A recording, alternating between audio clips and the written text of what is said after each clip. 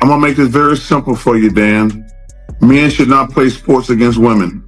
I'm not going to get into all the bullshit that's going on out here in the world today. If anybody think that, I think they're stupid. I'm not, like I say, I support the gay community 100%. I support the transgender community 100%. But I do not, under any circumstances, under zero, think that men should play sports against women.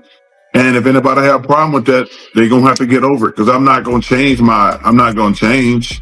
I just think it's the science behind this, that men and women are different. And you can call yourself a woman, you can call yourself a cat, call yourself whatever you want, but the facts are what? Trans women are men. And the W in WNBA states. Before the game, you had a conversation with Sophie Cunningham. I did.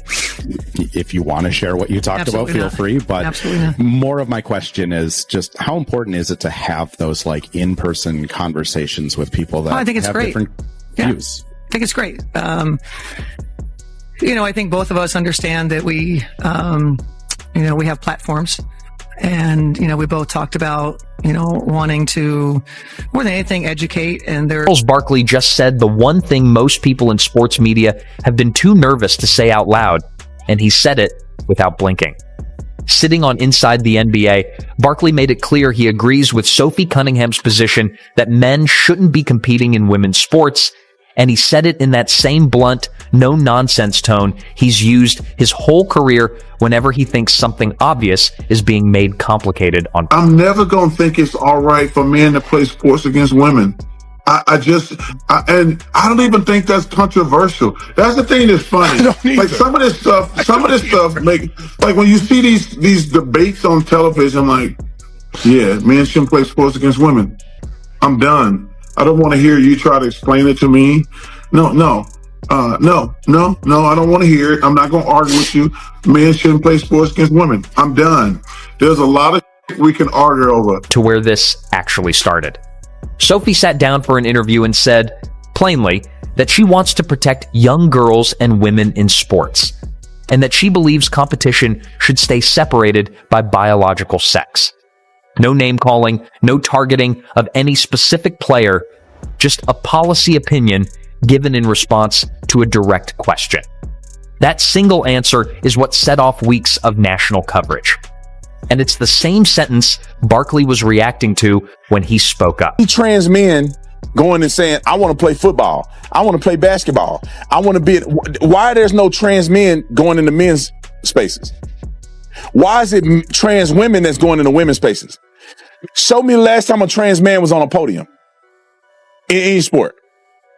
Show me the last time a trans man won in cycling, cross country, football, they played on the team, volleyball team, track and field, 4x100 meter relay on track and field, steeplechase, name it.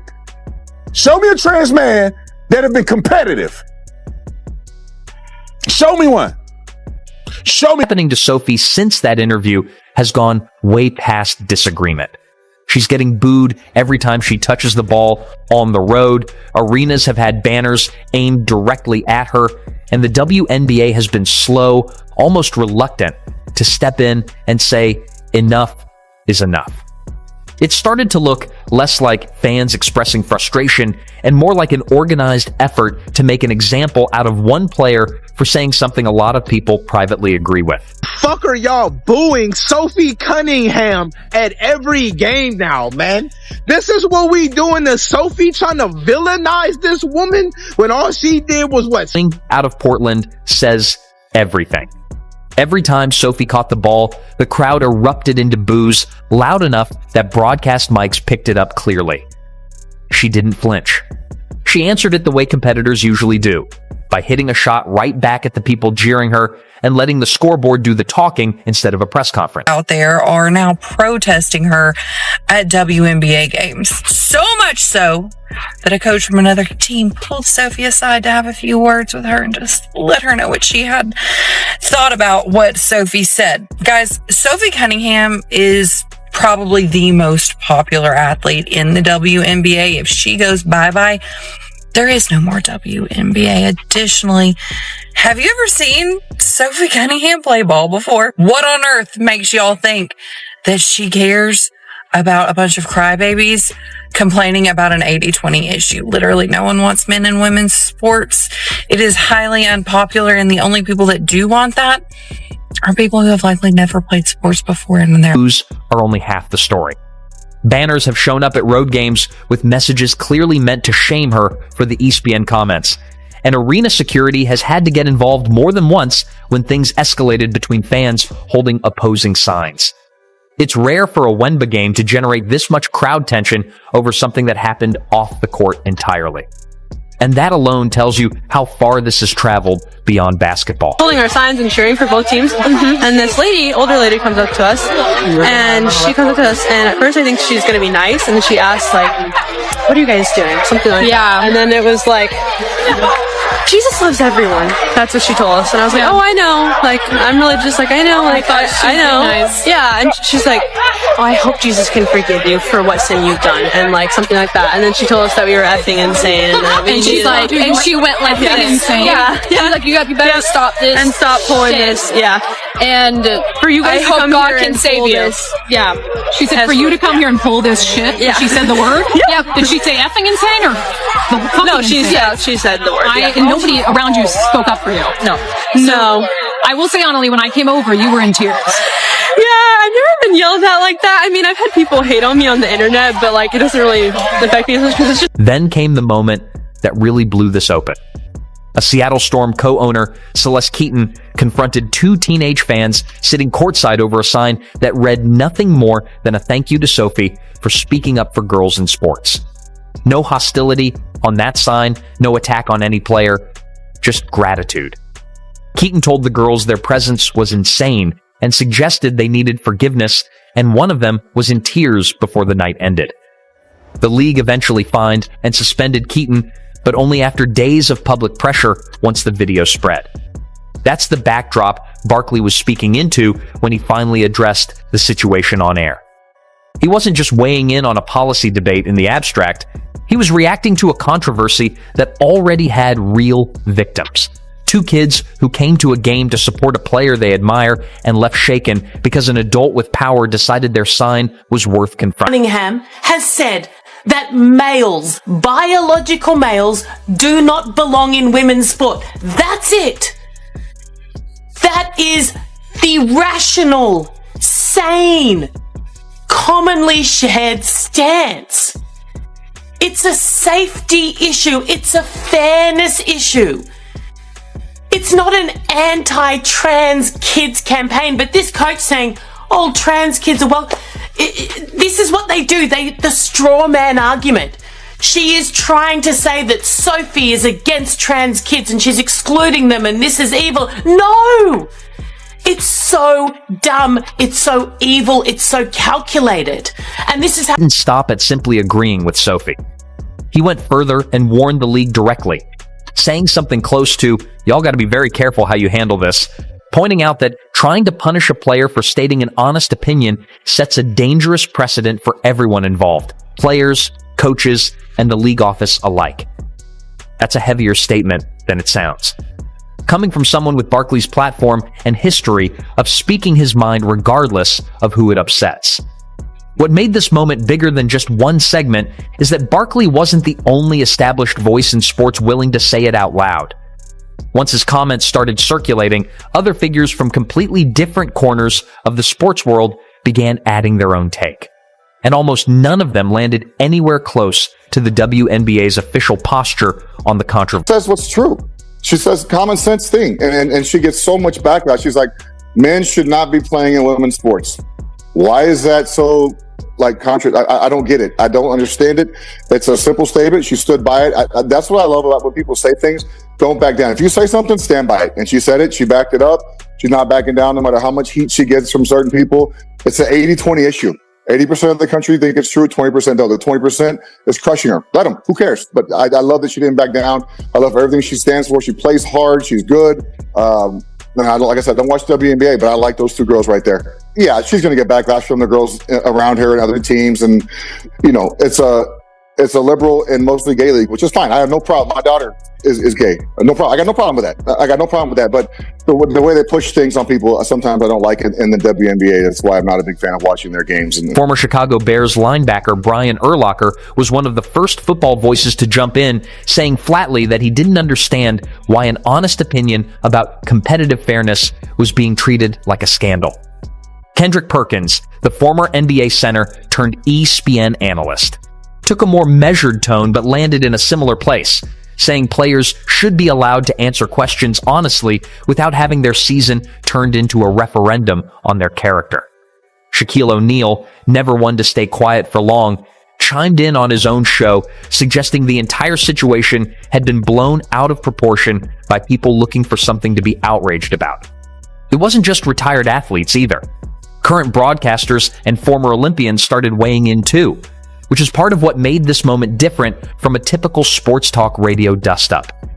Sage Steele, who has been outspoken on issues around fairness in women's sports before, publicly backed the 2 teenage girls who got confronted by Keaton, saying their treatment reflected poorly on the entire Storm organization, regardless of where anyone stood on the underlying debate. To almost weaponize the word kid and children to, dig deep on the feelings of people instead of the facts, which are what? The science behind this, that men and women are different. And you can call yourself a woman, you can call yourself a cat, call yourself whatever you want, but the facts are what? Trans women are men. And the W in WNBA stands for women. So I just hate it when words like that are weaponized. And Sophie Cunningham made it very, very clear from day one, when, by the way, she didn't bring this up. She was asked by an ESPN reporter about this topic, and she answered. And then as the controversy brewed, she went on Twitter and said the same thing, which is, I am not trying to exclude anyone. Everybody is welcome at my table, but this is the...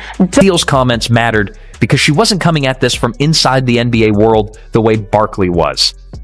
She approached it from a broadcaster's perspective, someone who has spent years covering sports controversies and knows the difference between a player expressing an opinion and a player attacking someone.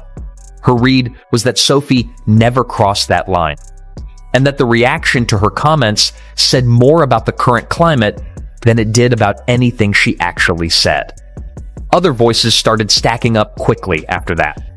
Retired swimmer and outspoken advocate for women's sports fairness, Riley Gaines, publicly thanked Barkley for using his platform to say what she'd been arguing for years, though she came at it from an activist lane rather than a sports commentary one. Golf analysts and even a couple of retired MLB players added brief comments on their own social accounts, mostly variations of the same idea that an athlete answering a direct question honestly shouldn't turn into a campaign against her. So Sophie Cunningham's comments were anti-trans. No, not even a little. Dan, she went out of her way to say, I love everyone. This is about science and fairness and protecting women. Because guess what? Until recently, women, we had our own sets of grievances. We couldn't vote. It wasn't that long ago. You really put it in the context of the history of the world. Women couldn't vote. We couldn't get, checking accounts without the husband's signature. All these things women fought for. Women to be able to be in the workplace. All of these things. Now that we've gotten those things and we've evened the playing field, somehow there's this other level of grievance come. It's always about grievance. And this is protecting what we've earned, not about hating. Perkins went into more detail during a First Take segment, explaining that he's covered plenty of athletes who said controversial things over the years. And what stood out to him about Sophie's situation was how calm and consistent she'd stayed throughout, never escalating, never name-calling, even while the backlash against her kept intensifying. He pointed out that plenty of NBA players have said far more inflammatory things about far more sensitive topics and never faced anything close to the same organized backlash Sophie has dealt with. Not everyone lined up on Sophie's side, though, and it's worth being honest about that. Some current WNBA players and a handful of coaches pushed back hard, arguing that her comments, regardless of intent, contributed to a hostile environment for teammates and opponents who fall outside the binary she was describing. A few sports commentators on other networks accused Barkley of wading into an issue he didn't fully understand, saying his comments oversimplified a much more layered conversation about inclusion in athletics. Because it shows this isn't a case of one grumpy legend against an entire league. It's a genuine split, with real people on both sides who feel strongly about what fairness in sports should actually look like. Some players have said publicly that they respect Sophie as a competitor but disagree with her framing, arguing that the conversation about inclusion deserves more nuance than a short soundbite from an interview can capture. Brittney Griner's own comments added another layer entirely, and hers landed somewhere in the middle rather than fully on one side or the other. Before a matchup against Sophie's team, Griner told reporters that dealing with the whole situation had become annoying as crap, not necessarily disagreeing with Sophie's right to have an opinion, but expressing frustration at how much noise had built up around a single interview answer. Cunningham becoming the face of protecting women and protecting girls is the most hilarious thing I've ever seen in my life. For one, she's saying that it's not about trans athletes. It's about protecting young girls. It's not about excluding only trans athletes. But you were a ring girl for somebody that has alleged allegations against women. Not only that, but being exposed by an old teammate for voting for somebody that has alleged allegations against young women and young girls. Young girls, right? So all of a sudden, she's this face of protecting young girls and young women, but being a hypocrite. That's only one part of this conversation. The focus of shutting the doors on trans athletes being this big emphasis right now, while trans athletes are just minding their freaking business. I have not seen it. Took it as Griner subtly criticizing Sophie for creating the mess in the first place. Others read it as Griner venting about the media circus and the constant questions, not about Sophie personally at all. What actually happened next did a lot to clear up which read was closer to the truth. I keep talking about when I say we live in a backwards society. Sophie Cunningham, a WNBA player, one of the most notable WNBA players in the league now, is trying to defend women's rights. And the same women she's trying to defend are attacking her. Because it doesn't matter what you're trying to do. It doesn't matter what you mean by it. All it looks like is you support Trump. And these women have Trump derangement syndrome. They don't understand that you're making women's sports safer and fair so that they don't have to get in a ring and box a man. So they don't have to spend their entire life training to be beaten by a man who wasn't good enough to play in the NBA. Like, so she's doing what she can to protect the sanctity of the sports that she loves. And you guys are attacking her for it. That is the craziest, most backward shit I have ever seen or heard, bro. I've never heard anything like this. So you don't want fair sports? Same game tipped off, Griner and Sophie shared a lighthearted moment on the court, mimicking a viral finger point gesture that had been floating around social media, clearly showing there wasn't any real animosity between the two of them personally. That clip did more to calm things down than any official league statement. Mostly because it showed two players who disagreed publicly still able to share a normal, even friendly moment before competing against each other like professionals. That's really the tension sitting underneath this entire story. The players closest to the situation, Sophie and Griner included, have handled it with far more grace than a lot of the people reacting from the outside. Sophie has said repeatedly that she believes there's room for everyone, biological women, trans men, to be treated with respect, even while she holds her position on competitive categories. She's never mocked anyone publicly, never escalated a confrontation, and even offered to send gifts to the two teenage girls who got humiliated by Keaton, turning an ugly incident into something personal on her. Who attends a Storm game. Cunningham also weighed in after this alleged confrontation at the game. She posted on social media, "I truly believe there is a safe space and love for everybody, biological girls, biological boys, trans women, and trans men. Everyone is welcome at my table. You can disagree and still be kind."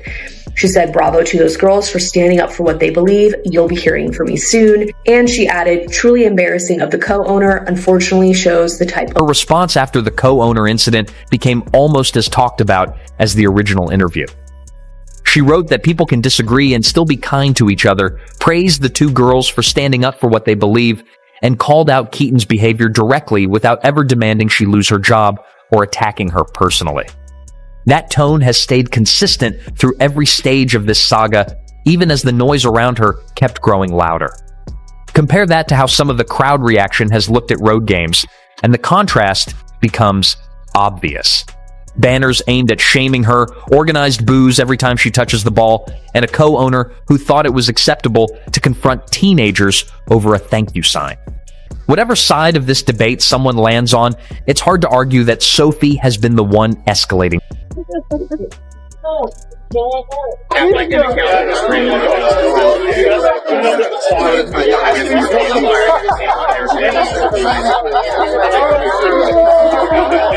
She's covering your sign.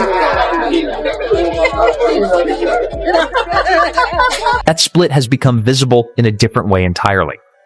Fans holding Save Women's Sports signs have started showing up at road games in growing numbers, standing across from counter-protesters holding their own signs criticizing Sophie's stance. Security has had to separate groups more than once, and local news stations have started covering the crowds outside the arena almost as much as the game happening inside.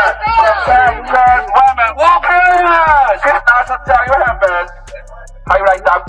Perfect fighter. It was so easy.